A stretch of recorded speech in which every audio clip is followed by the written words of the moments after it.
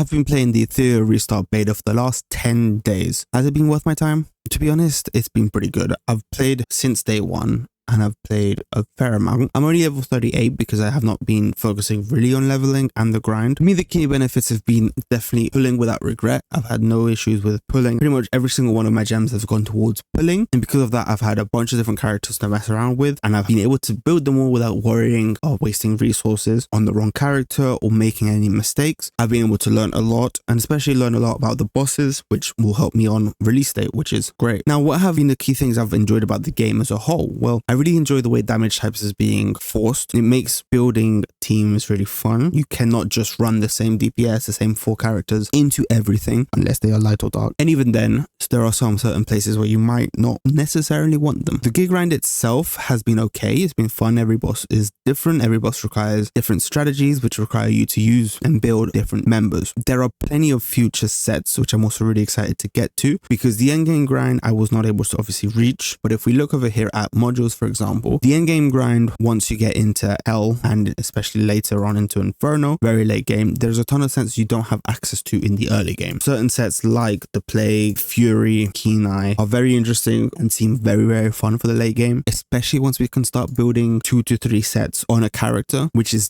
going to be really, really fun. And when you look at shells, same kind of thing. In the end game, there's tons of shells that have very interesting stats count, giving life steal to your DPS. That sounds very enjoyable. Things like Revelation, which lets you crits do true damage, which is probably very good on multi-hitters. Things like Rosa. So I'm definitely interested in getting to the point where I can actually farm these late game shells, late game modules, and that's definitely going to be very fun. Getting into that sort of level 50, I believe, is or when you'll probably be hitting that. I can't wait for that, to be honest. For me, for these kind of games, endgame grind is awesome. There's also been a ton of game modes, different things like Anasync Echoes, Phantom Theater, Ember Trek. I did not make it to Ethernet Rally, but there are a bunch of different things that make the game enjoyable, as well as obviously PvP, which I have not touched too much, but I did get a taste of it, and it's also very fun. It's like completely different, obviously, from PvE. You have to build different units, different gear, different ideology as you're playing and making your teams, which is very fun, and I can imagine it will be very fun once the game releases and I can actually focus on it without the worry of getting burnt out. In terms of characters, there's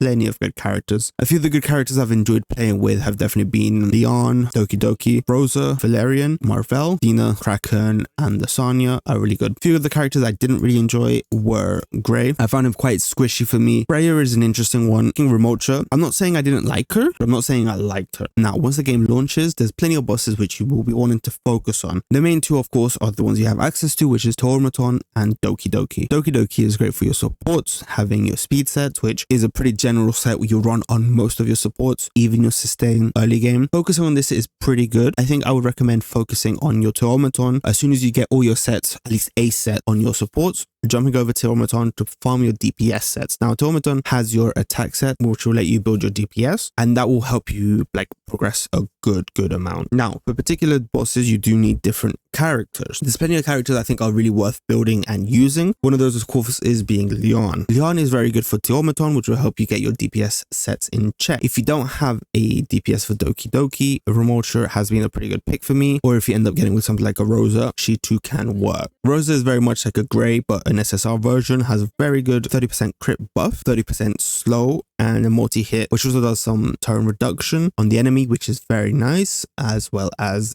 increasing damage dealt. She's very much a good sub DPS and even works as a main DPS. Another crazy character is Marvel. Now, Marvel is your SR. Do not sleep on Marvel. Marvel is very, very strong at controlling the speed of the battle, reducing effect resistance, silencing. He can do just about anything. Because he is light, he will pretty much fit into any team, any boss, any content, even PvP, and he is very, very strong. Kraken is kind of similar, with his S3 having a nice freeze. The freeze is particularly good in PvP, but also in Doki Doki. Dina is very good. She's a very good debuffer, has a lot of debuffing and damage taken buffs. She's been really good. Valerian is really fun sustain, which I've been really enjoying messing around with just for the funsies. She is different from a normal sustain. She will, rather than healing you or shielding you, she will divide your HP equally between your whole team. I just don't know how good she'll scale into the end game. Next up, we have Ling Liu, is a free healer on day 7. Good sustain, nothing really to complain about. She has a really nice extension on buffs in her second skill, which can definitely make your uptime on some of those longer skills much nicer. And of course, Doki Doki, absolutely crazy. She's just Freya, but on steroids. Now, the question of who to pick when it comes to your selector banner. From my experience, from the ones I've been able to mess around with, the few that I could recommend or advise on would be Remulcha. Great DPS for your Doki Doki fight. Any fight where you need green, she will cover that as a DPS. Very good, no complaints. Another one we've talked about before is Rosa. Again, great sub DPS, great main DPS, great crit buffs. The good thing about her being such a good sub DPS is even if you pull a better or a different DPS later on, she'll still probably be very good as a secondary DPS on most teams. Of course, the big one a lot of people have been talking about is Tiamat. Easy to build, great DPS, pretty easy and good to use. Me personally, I have not enjoyed her all too much, but I do understand why people like her. Now, a few other good ones I've heard about, but I have not really looked into too much are Tsukiyu, good supporter, covers sort of your Freya slot. You have Lilith, which is a CC'er, covers up some of the slots for your bosses where you require a bit more of CC or some slow. Next, you have Kloss. Kloss is another one who's a very good debuffer, steal turn, again fits in a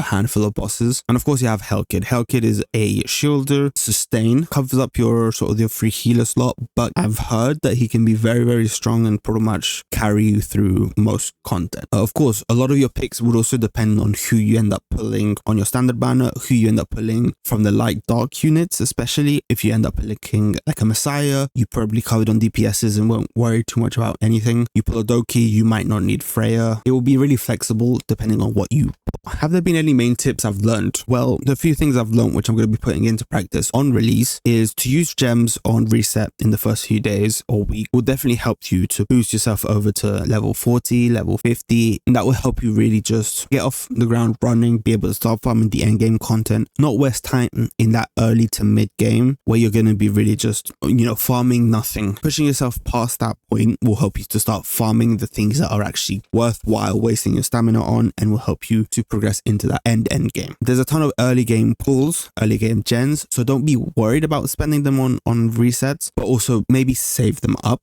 Don't end up using all your pulls, depending if you want Freya or not. Do understand that Freya is also part of the standard banner, so you might end up just getting lucky, getting Freya, or unlucky, getting Freya from your standard banner and not needing to pull her. So don't be worried about saving your pulls, because of course future units will always come and who knows how strong future units will be, as well as saving gems for a light dark banner which costs 3 times as much than a regular banner. Keep that in mind as well. In chapters, I would recommend not fighting the mobs. That might sound stupid, but surprisingly every mob you kill at the moment costs 5 stamina and the rewards are pretty bad. So if you can actually skip, run around them, recommend it. Lets you save a little bit of stamina, which will help you use it elsewhere and progress more. During battles, if you're losing it, don't just quit. If you quit, you will lose 1 stamina per loss. If you actually restart the battle and then exit the battle, you will save 1 stamina. So if you want to actually grind like all stamina, I would recommend doing that. It's not the end of the world, but at least at the moment, it's a funny quirk. We'll see if it ends up in release as well. So one of the biggest tips I would recommend is focus on your hyperlink charts and missions. Now, these missions are very, very important. They will help you progress an absolute ton. You do have to end up building Leon a fair amount for her missions. You also have missions for shell training, for modules, and just sort of general, and your PvP. Doing these missions will give you tons of rewards, so don't sleep on this. Next is your early game gear. Do not really worry about leveling up past 9. Maybe the occasional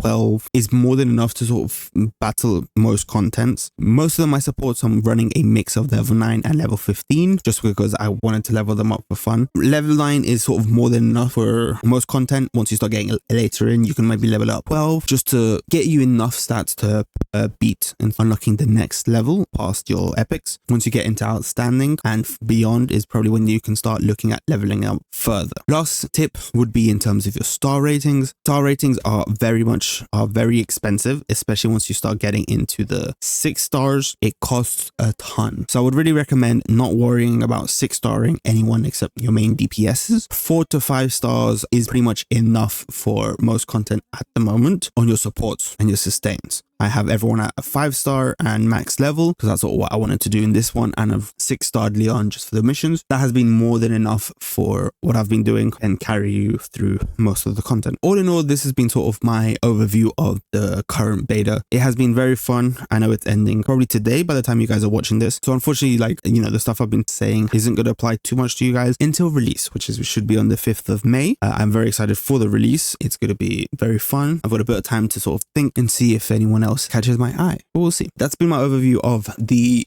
Etheria Restart Open Beta. I definitely think more games should do this. This has been really fun being able to learn. I do understand the worry. I'm sure a lot of people have probably gotten burnt out and maybe will not be playing as much once the game releases. So I do understand that worry as well. But I think this has been great as a new game. It brings in people to play, brings in people to just try it without that worry, being able to mess around with characters without that worry, and then getting into the game ready for a good start, I think is really nice. Let me know what you guys think about the beta. If you guys have played the beta, who was your favorite character? Let me know in the comments. Don't forget to like, comment, and subscribe, and I hope you enjoyed.